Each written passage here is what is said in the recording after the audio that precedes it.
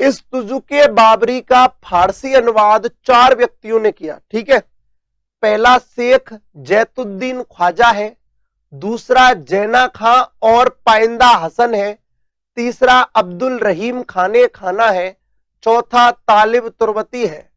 पहला शेख जैतुद्दीन ख्वाजा है, दूसरा जैना खां और पाइंदा हसन है, तीसरा अब्दुल रहीम खाने खाना है, चौथा दोस्तों तालिब तुर्बती है। मेरी एक बात पर और आप बिल्कुल गौर करें, इस बात पर अच्छी तरीके से गौर करें। शेख जैतुद्दीन ख्वाजा ने बाबर की जीवनी का अनुवाद बाबर के ही शासनकाल में करना चालू कर दिया था। तो शेख जैतुद्दीन ख्वाजा बाबर का दरबारी था, जिसने बाबर की जीवनी का बाबर के समय में फारसी अनुवाद करना स्टार्ट कर दिया। जैना खां और पाइंदा हसन जो थे वो हुमायूं के दरबारी थे, उन्होंने हुमायूं के शासनकाल में तुजुके बाबरी का फारसी अनुवाद किया था।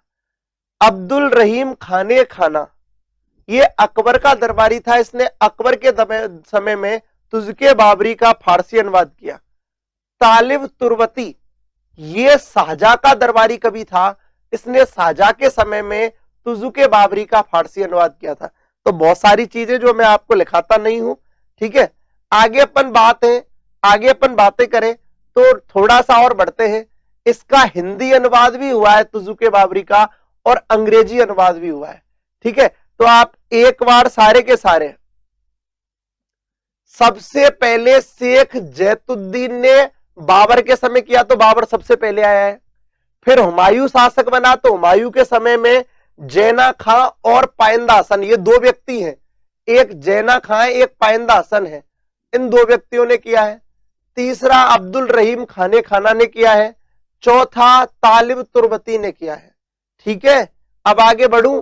आप बिल्कुल आप एक बार, हाँ जी, लाइक कर, जिन लोगों ने लाइक नहीं किया है वो लाइक जरूर कर दें। आगे बढ़ूं मैं, आपने स्क्रीनशॉट ले लिया होगा तो इस साइड के हटा दूं मैं।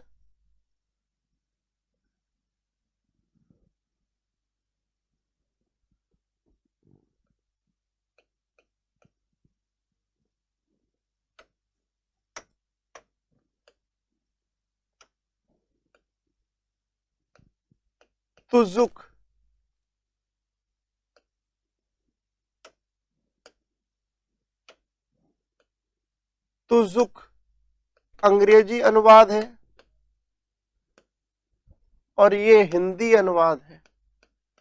हिंदी जो अनुवाद किया है वो दोस्तों मथुरादास शर्मा ने किया है। मथुरादास शर्मा ने किया है। किसने किया है? मथुरादास शर्मा ने। एक ही व्यक्ति है जिसने तुजुके बाबरी का हिंदी अनुवाद किया है दोस्तों। किसने किया है? मथुरादास शर्मा ने किया है। किसने किया है? मथुरादास शर्मा ने किया है। और तुजुके बाबरी का अंग्रेजी अनुवाद अगर अपन देखें तो लीडेन एर्स्किन, देखें यहां पर लीडेन एर्स्किन, एल्किंग, श्रीमती बेब्रेज,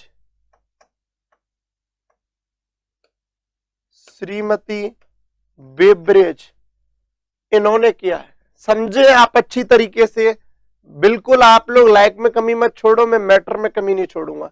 अच्छी तरीके से देखें, तुजुके बाबरी का हिंदी अनुवाद मथुरादास शर्मा ने किया है।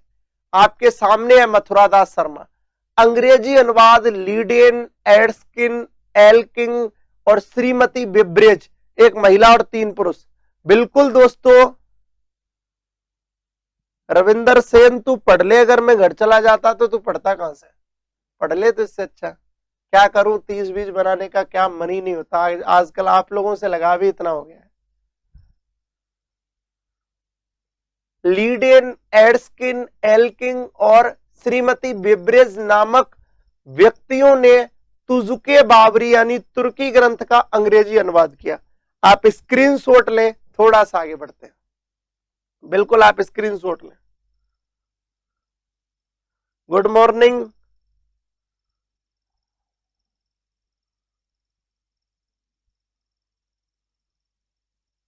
लिख लिया होगा दोस्त।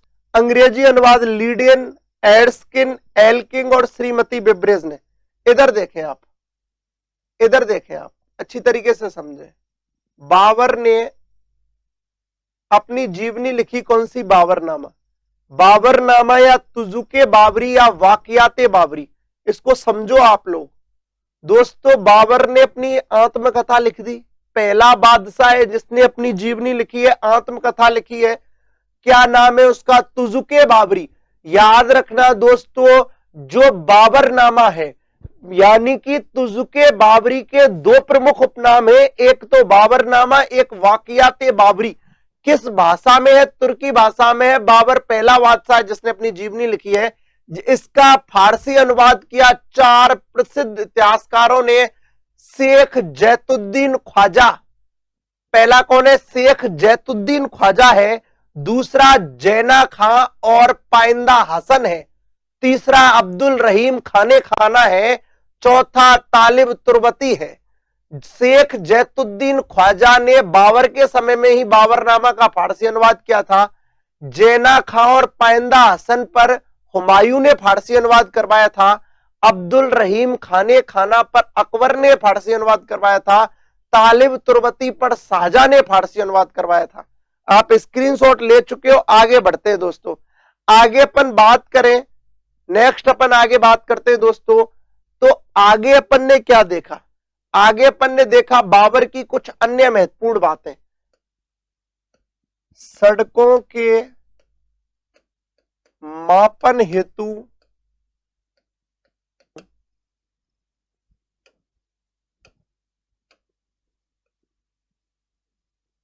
उसका नाम क्या था? गज ए बाबरी।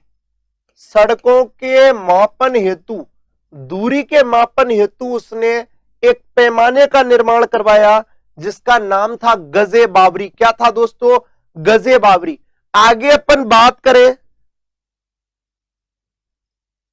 अच्छा मैडम वो क्या है? चंदेरी के युद्ध में हुआ था, मैंने आपको बताया था। वहां शेर तो नहीं थे, वो कहने की बातें होती हैं, लेकिन वहां राजपूतों को शेर कहा जाता है। इधर देखें आप, सड़कों के मापन हेतु दोस्तों एक पैमाने का निर्माण करवाया गजे बाबरी का। इसके अलावा याद रखना, बाबर ने भारतीय फलों में, ठीक है, फलों में आम, फलों में आम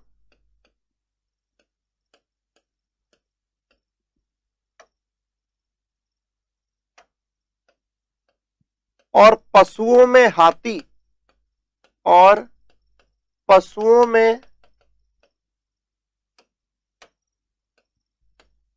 किस, बाबर ने अपनी जीवनी बाबरनामा में किस फल को और किस पशु को सर्वश्रेष्ठ कहा? सर्वश्रेष्ठ कहा। में आम व पशुओं में हाथी को सर्वश्रेष्ठ कहा है किसने? बाबर ने। आप सारे के सारे दोस्तों लिखते भी चले, स्क्रीनशॉट लेते चले, और जिन्होंने लाइक नहीं किया वो लाइक भी कर दें। पुत्रों की बातें कर रहा हूं, आप स्क्रीनशॉट लें। थोड़ा सा आगे बढ़ते हैं, एक बार बाबर के बच्चों की बातें कर लेते हैं। देख रहे हो, हुमायूं, कामरान, अस्करी, हिंदाल और गुलबदन बेगम। हुमायूं, कामरान, अस्करी, हिंदाल और गुलबदन बेगम। यहां पर मैं बातें कर लूं, हुमायूं, कामरान, अस्करी, हिंदाल और गुलबदन बेगम, महाम सुल्ताना और गुलरेख बेगम, इनकी मां थी माहम सुल्तान। याद रखना, अगर फिर भी इनका नाम याद रखना है तो इनकी मां थी गुलरुख बेगम। इधर कामरान और अस्करी की मां थी गुलरुख बेगम। और तीसरी दोस्तों बात करूं मैं, तीसरी इन दोनों की जो मां थी वो है दिलदार अगाची। कल्चर टोटल आप दोस्तों लाइक करते चले, जिन लोगों ने लाइक नहीं किया है।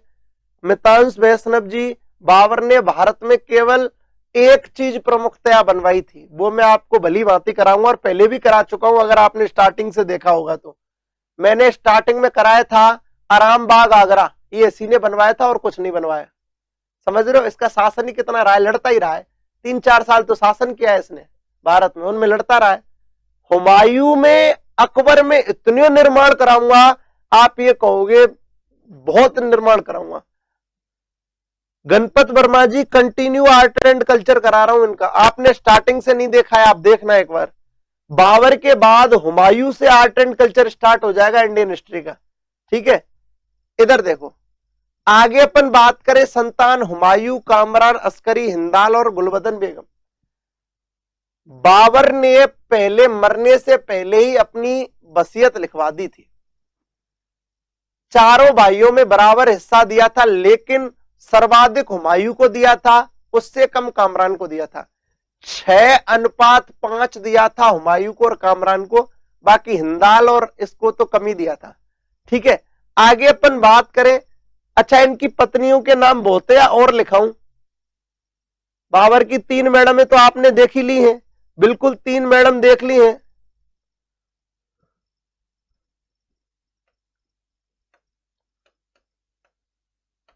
ये 4 पत्नी हो गई, एक सालिहा सुल्ताना बेगम है, सालिहा बेगम है। इसके अलावा आपको ज्यादा कोई दिक्कत नहीं है, याद करने की कोई मतलब नहीं है, तो अपन आगे बात कर लेते हैं। यहां पर देख ले आप, सारे के सारे स्क्रीनशॉट ले लें। ये इनकी मैडमें हो गई 6, बिल्कुल ये इनकी मैडमें हो गई और ये इनकी संतान हो गई। बहुत बहुत धन्यवाद चेतन प्रकाश वर्मा जी। और पत्नी लिखा देता हूं जब आपको पत्नियों की चिंता है। 7वीं पत्नी बीबी, ठीक है दोस्तों, आप सारे के सारे लाइक जरूर कर दे, बिल्कुल लाइक कर दे। तो बाबर की संतानें देख ली। अच्छा इनके बारे में कुछ अन्य महत्वपूर्ण तथ्य और लिखा दूं तो पहला हुमायूं, दूसरा कामरान, तीसरा अस्करी, चौथा हिंदाल, 5वीं लड़की गुलबदन बेगम जो हुमायूं नामा लिखेगी, हुमायूं की जीवनी ये गुलबदन बेगम लिखेगी हुमायूं नामा। तो पहली संतान कौन? हुमायूं, दूसरा कामरान, तीसरा अस्करी, चौथा हिंदाल, 5वां गुलबदन बेगम। तो हुमायूं की मां कौन थी? माहम सुल्ताना। कामरान और अस्करी दोनों खास भाई थे, इनकी गुलरुख बेगम। हिंदाल और गुलबदन बेगम खास बहन भाई थे, इनकी मां थी दिलदार अगाची। चौथी जैनब सुल्ताना बेगम, 5वीं सालिया सुल्ताना बेगम, 6वीं मासूमा सुल्ताना बेगम और 7वीं सबसे इंपॉर्टेंट बीबी मुबारक यूसुफ जई। सबसे इंपॉर्टेंट, बाबर की मृत्यु के बाद बाबर को आरामबाग आगरा में दफनाया जाएगा, लेकिन ये वही बीबी मुबारक यूसुफ जई है जो इनकी अस्थियों को काबुल लेकर जाएगी, वो यही महिला है, बीबी मुबारक यूसुफ जई, ठीक है।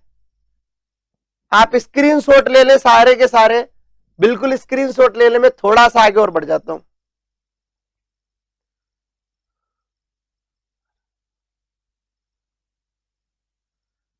स्क्रीनशॉट ले लिया होगा, आगे बढ़ते हैं।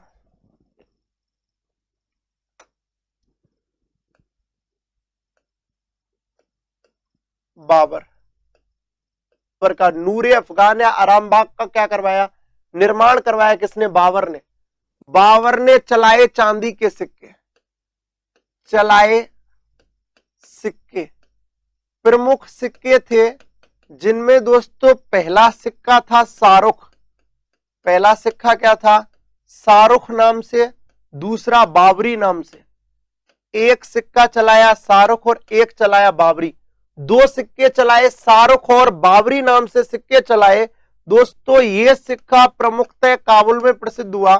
ये काबुल में चलता था जो यहां पर लाया गया, ये कंधार में चलता था जो यहां पर लाया गया। तो इससे पहले इसने काबुल में और कंधार में शाहरुख और बाबरी सिक्के चलाए जो यहां पर लाए गए। शाहरुख काबुल का प्रसिद्ध था और बाबरी कंधार का था।